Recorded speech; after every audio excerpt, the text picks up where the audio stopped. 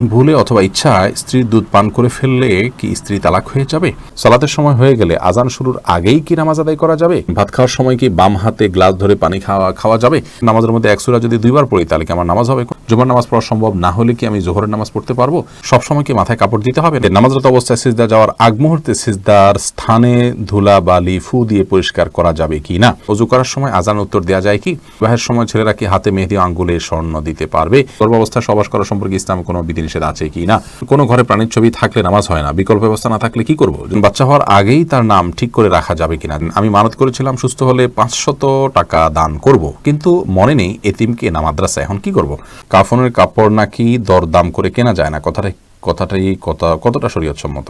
আমি একজন গৃহিণী, প্রতিদিন সংসারের অনেক কাজ করা হয়, এই কাজ করে কিভাবে সওয়াব অর্জন করতে পারবো? মানে সংসারের কাজকে কিভাবে ইবাদতে রূপান্তরিত করতে পারি? বিলম্ব না করে চলুন আমরা আপনাদের প্রশ্ন উত্তর দেওয়ার পালায়। শরীফুল ইসলাম, আপনি আমাদের ইউটিউব চ্যানেলে প্রশ্ন করেছেন কাফনের কাপড় নাকি দরদাম করে কেনা যায় না, কতটা শরীয়তসম্মত? এই মাসালা হয়তো কোনো কাফনের কাপড়ের ব্যবসায়ী তার সুবিধার জন্য আবিষ্কার করছে কিনা আল্লাহ আলাম। কারণ হলো এই ধরনের মাসআলা থাকলে তো কাফনের কাপড়ের বিক্রেতা যারা তারা লাল হয়ে যাবে, যে কোনো দাম চাইবে, আপনি দরদাম করতে পারবেন না। মূলত এরকম কোনো কথা কোনো দেশে বলা হয়নি। অন্য 10টি জিনিসের মতো কাফনের কাপড়ও আপনি দরদাম করে কিনতে পারবেন, কোনো অসুবিধা নেই। এস এম রেজওয়ানুল খান, আপনি লিখেছেন উভয় পক্ষের বাবা মা বেঁচে না থাকলে বিবাহের নিয়ম তরিকা কি হবে? অভিভাবক হিসাবে বড় ভাই আছেন, বড় ভাই না থাকলে চাচা আছেন, পরবর্তী যে স্টেপের অভিভাবক আছেন সে সমস্ত অভিভাবকদের মাধ্যমে বিবাহের অ্যারেঞ্জ করবেন। এরপরে সুমাইয়া আক্তার সুমা, আপনি লিখেছেন কোনো ঘরে প্রাণীর ছবি থাকলে নামাজ হয় না, বিকল্প ব্যবস্থা না থাকলে কি করব? যদি বিকল্প ব্যবস্থা না থাকে তাহলে সেক্ষেত্রে ওই প্রাণীর ছবিকে ডেকে নামাজ পড়বেন। আর নামাজ হয় না বিষয়টা সেরকম না, ওই জায়গায় নামাজ পড়লে মাকরুহ হবে। বিশেষ করে যদি আপনার সলাতে সিজদার জায়গায় থাকে, সামনে থাকে, তাহলে সেক্ষেত্রে সেটা তো দৃশ্যত তাকে সিজদা করছেন এরকম আপনার মনেও আসতে পারে, বা দেখলে সেরকম দেখা যেতে পারে। এই জন্য একটু সরিয়ে নেবেন বা উপর করে রাখবেন। এভাবে বিভিন্নভাবে আপনি চেষ্টা করবেন। তাতেও যদি কোনো এরকমও যদি কোনো উপায় না থাকে তাহলে আপনি ওখানে সালাত আদায় করে নামাজ হবে না, বিষয়টা সেরকম না, মাকরুহ হবে, অপছন্দনীয় হবে। এরপর এমডি মাহমুদ হাসান, আপনি লিখেছেন নামাজরত অবস্থায় সিজদা যাওয়ার আগ মুহূর্তে সিজদার স্থানে ধুলা বালি ফু দিয়ে পরিষ্কার করা যাবে কি না? একান্ত প্রয়োজন না হলে এটি করবেন না, এবং এটি করতে গিয়ে অনেক সময় আমলে কাসির হয়ে যায়। অর্থাৎ আপনি এত বেশি ফু দিচ্ছেন, অনেককে দেখা যায় যে সিজদা যেতে গিয়ে এত বেশি ফুটা দিচ্ছেন আশেপাশে, তিনি আমলে কাসির করে ফেলছেন। অর্থাৎ তাকে একজন দর্শক দেখে নামাজে আসেন নাকি এমনিতে তিনি জায়গা পরিষ্কার করছেন, এটা নিয়ে সন্দেহের মধ্যে পড়ে যায়। এত বেশি যদি তার নামাজের অবস্থা থেকে, হাইয়াত থেকে তিনি সরে যান, তাহলে সেক্ষেত্রে তার নামাজ কিন্তু বিশুদ্ধ হবে না এবং নামাজ নষ্ট হয়ে যাবে। আর যদি এত বেশি তিনি নড়াচড়া না করেন, বরং খুব আলতোভাবে ফু দিয়ে জায়গা পরিবর্তন করেন, পরিষ্কার করেন, তাহলে সেটা জায়েজ হবে। যদি এত ধুলাবালি হয় যে নিঃশ্বাসের সাথে তার নাকে ঢুকবে, তিনি ক্ষতিগ্রস্ত হবেন, অসুস্থ হবেন, এরকম আশঙ্কা থাকে, তাহলে এটি করা যেতে পারে। হাত দিয়ে একটু সরা দিলেন বা আপনি নাক দিয়ে ফু দিলেন, এটি জায়েজ আছে।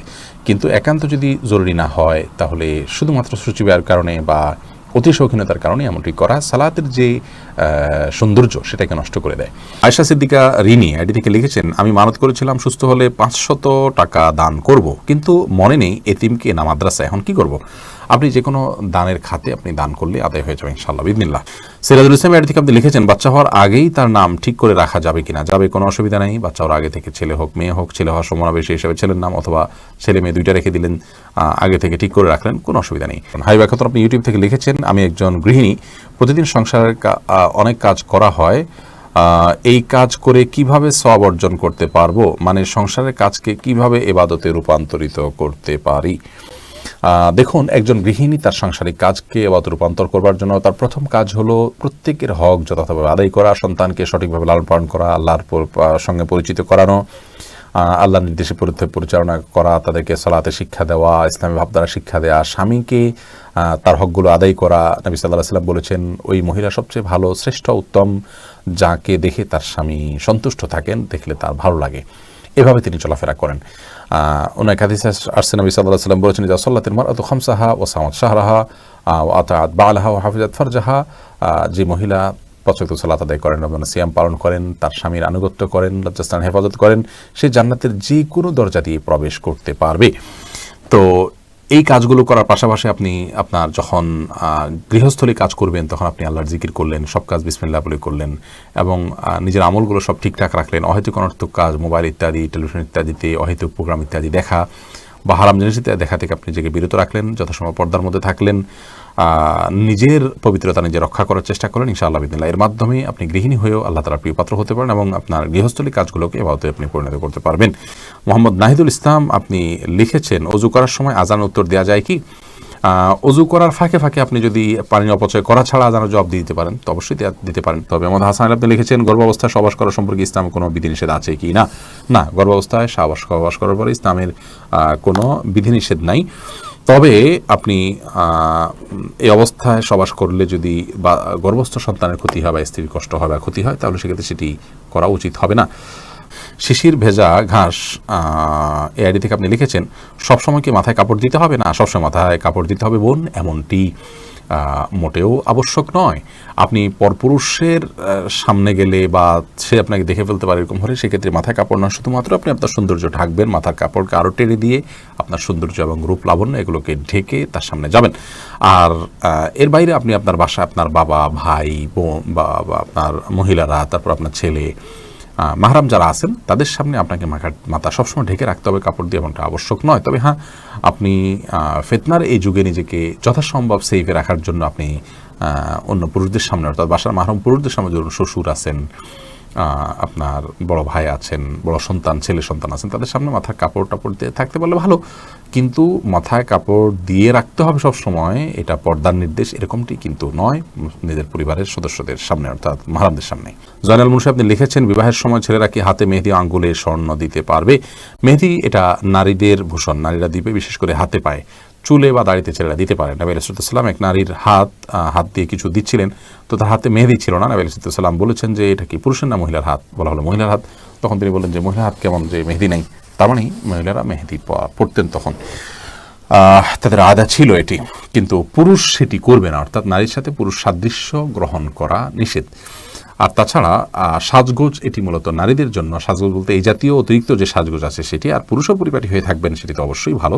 শাহাদাত হোসেন আপনি লিখেছেন, জুমার নামাজ পড়া সম্ভব না হলে কি আমি জোহরের নামাজ পড়তে পারবো? জুমার নামাজ পড়া সম্ভব না হলে, মিস হয়ে গেলে তো অবশ্যই জোহর নামাজ পড়বেন। মোহাম্মদ হাসান আলী কিন্তু কেন মিস হলো? অবহেলার কারণে মিস হলো, সেটি গুনাহের কথা সামনে থেকে সাবধান হতে হবে। মোহাম্মদ রহমান আপনি লিখেছেন, ভাত খাওয়ার সময় কি বাম হাতে গ্লাস ধরে পানি খাওয়া যাবে?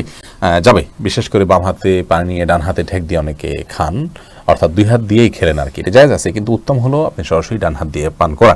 কারণ নবী করিম সাল্লাল্লাহু আলাইহি ওয়াসাল্লাম এক কৃতদাসকে বাম হাতে খেতে দেখে বলেছেন, কুল বিয়ামিনিক, তুমি তোমার ডান হাতে খাও, অকুল বিমায়ালিক, এবং তোমার সামনে থেকে খাও। তো বাম হাতে পান করা এটা সুন্নাহর খেলাফ একটি কাজ, এটি করা উচিত নয়।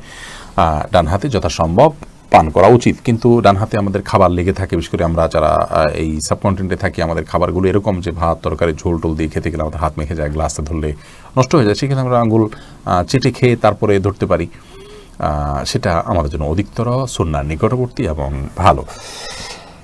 কিন্তু যদি কেউ বাম হাতে খেয়ে ডান হাত দিয়ে ঠেক দেন, তাহলে সেটাকেও আপনি আপনার ভুল বলবেন বা গুনাহ হয়েছে এরকম বলার কোনো সুযোগ নেই, সেটাও করা যেতে পারে। অনেক ওলামা ইকরাম সেই পরামর্শ দিয়ে থাকেন। মাহদি হাসান আপনি লিখেছেন, নামাজের মধ্যে এক সূরা যদি দুইবার পড়ি তাহলে কি আমার নামাজ হবে? কোনো অসুবিধা, নামাজ হয়ে যাবে। এক সূরা যে একাধিকবার পড়তে হবে, এক সূরা যে একবার বেশি পড়া যাবে না এমন কোনো বাধ্যবাধকতা নেই। আমরা সূরা তারাবির সালাতে যে পড়ি, এক রাকাতে তো অনেক সূরাও পড়ি, তাই না? কোনো অসুবিধা নেই। জান্নাতুল ইমিন আপনি লিখেছেন, সালাতের সময় হয়ে গেলে আজান শুরুর আগেই কি নামাজ আদায় করা যাবে? সালাতের সময় হয়ে গেলে আজান শুরুর আগে আপনি সালাত আদায় করতে পারেন, কোনো অসুবিধা নেই। সালাতের সময় হওয়াটা হলো মূল। ইন্না সালাতা কানাত আলাল মুমিনিনা কিতাবাম মাওকুতা, সালাত নির্দিষ্ট সময় আদায় করাটাকে ফরজ করা হয়েছে। আজান হলে তারপরে জামাত হবে, আজান হলো ডাকার জন্য, কিন্তু তার আগে মা বোনরা তার জায়গায়, পুরুষরাও তার জায়গায় সালাত আদায় করতে পারবেন, কোনো অসুবিধা নেই। আরমান হুসাইন আপনি ইউটিউব চ্যানেল থেকে প্রশ্ন করেছেন, ভুলে অথবা ইচ্ছায় স্ত্রীর দুধ পান করে ফেললে কি স্ত্রী তালাক হয়ে যাবে? দেখুন, ভুলে বা ইচ্ছাকৃতভাবে যদি কোনো স্বামী তার স্ত্রীর দুধ পান করে ফেলে, তাহলে তার কারণে তাদের বৈবাহিক সম্পর্ক নষ্ট হবে না, এটি বিশুদ্ধতর মত এবং এটি জমহুর উলামা ইকরামের মত। কেউ কেউ এর ব্যতিক্রম বলেছেন, কিন্তু সেটি আসলে গ্রহণযোগ্য নয়।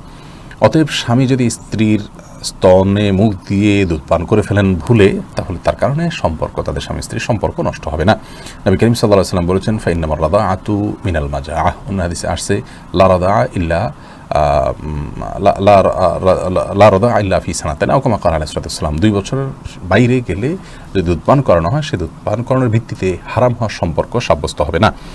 এবং এ বিষয়ে দুরুল মুখতারের মধ্যেও স্পষ্ট ফতোয়া রয়েছে, এবং প্রয়োজন ছাড়া আপনার প্রয়োজন ছাড়া আপনার একজন মানুষ অহেতুক কর্মকাণ্ড থেকে যথাসম্ভব, বিশেষ করে যেখানে নানা রকমের রিস্ক আছে, নানা রকমের আপনার সুবিধা অসুবিধার দিক সেখানে চলে আসতে পারে, এই ধরনের বিষয়ে মানুষ যথেষ্ট সাবধান এবং সচেতন হতে হবে।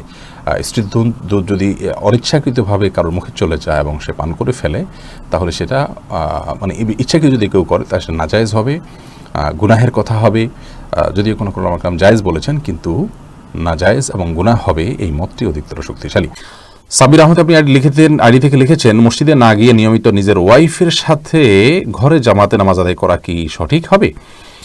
মোটেও সঠিক হবে না ভাই সাব্বির। কারণ হলো আমাদেরকে আল্লাহ রাব্বুল আলামিন যে দিন দিয়েছেন, এই দিনে 5 ওয়াক্ত সালাত হলো সবচেয়ে গুরুত্বপূর্ণ আমল। আর এই 5 ওয়াক্ত সালাত পুরুষদের জন্য মসজিদে গিয়ে সালাত আদায় করার নির্দেশনা আমাদেরকে দেওয়া হয়েছে। নবী সাল্লাল্লাহু আলাইহি ওয়াসাল্লাম বলেছেন, 3 ব্যক্তি যাদের ব্যাপারে আল্লাহ রাব্বুল আলামিন নিজে জামিন এবং জিম্মাদার হয়ে যান, তাদের মধ্যে এক ব্যক্তি হলেন ওই ব্যক্তি যে মসজিদে যাতায়াত করে সালাত আদায় করার জন্য। অন্য এক হাদিসে নবী আলাইহিস সালাম বলেছেন, আলা আদুল্লুকুম আলা মা ইয়ামহুল্লাহু বিল খাতায়া ওয়া ইয়ারফাউ বিহিদ দারাজাত, আমি তোমাদেরকে এমন আমলের কথা বলে দিব না যে আমলের কারণে আল্লাহ তাআলা তোমাদের মর্যাদা বৃদ্ধি করবেন এবং তোমাদের ভুল ত্রুটি এগুলোকে মাফ করে দিবেন। সেই প্রশ্নের পর সাহাবীরা বলেছে, অবশ্যই বলি ইয়া রাসূলুল্লাহ। তখন নবী সাল্লাল্লাহু আলাইহি ওয়াসাল্লাম যে আমলগুলোর কথা বলেছেন তার মধ্যে একটা আমল হলো মসজিদে যে ঘন ঘন যায়। তো মসজিদে যাওয়া, মসজিদে গিয়ে সালাত আদায় করার জন্য নির্দেশ আমাদেরকে দেওয়া হয়েছে। আর জামাতের আয়োজনটা মসজিদে হবে পুরুষদের জন্য, এতেই জামাতের যে উদ্দেশ্য সেটা সাধিত হবে। বাসায় আপনি যদি আপনার স্ত্রীকে নিয়ে জামাত নিয়মিত করেন, অথচ আপনার হাতের নাগালে আশেপাশে মসজিদ থাকে, তাহলে আপনার এই কাজটি উচিত হবে না, সঠিক হবে না। জামাতের সাথে সালাত আদায়ের যে নির্দেশ, সেই নির্দেশটা পালন হবে না। হ্যাঁ, আপনি জামাত আদায়ের সওয়াবটা পেলেন শুধুমাত্র। অবশ্য এ বিষয়ে রদ্দুল মুখতারের যে ফতোয়া রয়েছে, সেই ফতোয়া যদি আমরা সামনে রাখি, তাহলে সেক্ষেত্রে দেখতে পাই যে যদি আপনার পরিবার পরিজনের সদস্য যারা আছেন তাদেরকে নিয়ে আপনি জামাতের আয়োজন করেন, ধরুন মসজিদ দূরে, আপনি আপনার বাসা বাড়িতে বা আপনার বিল্ডিংয়ে যারা আছে তাদেরকে নিয়ে আপনি সালাতের আয়োজন করলেন, জামাতের আয়োজন করলেন সবাইকে নিয়ে, তাহলে এটা মাকরুহ হবে না। কিন্তু সেক্ষেত্রেও মসজিদে জামাতের সাথে সালাত আদায় করাকে আফদল বলা হয়েছে রদ্দুল মুখতারে।